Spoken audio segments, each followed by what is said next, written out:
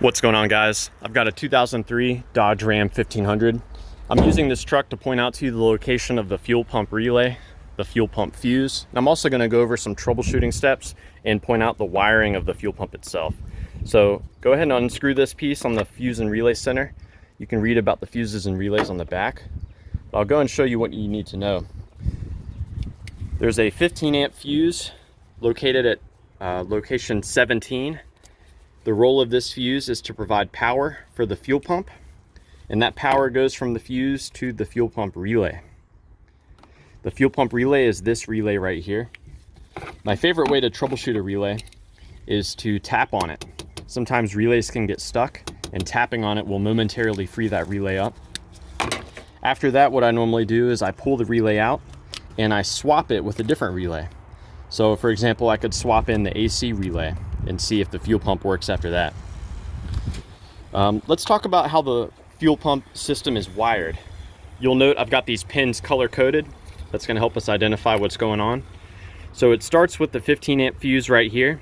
This provides constant power to this pin right there.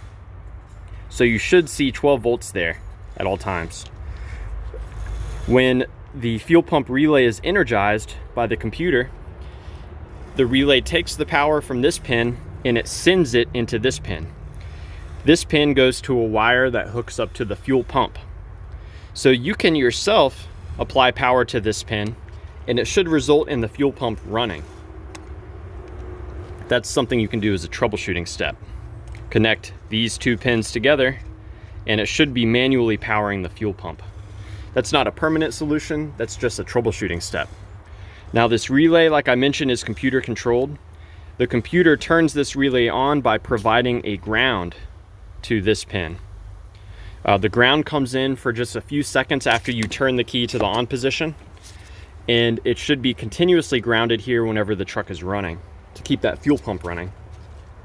And the power for triggering the relay comes in on this pin here.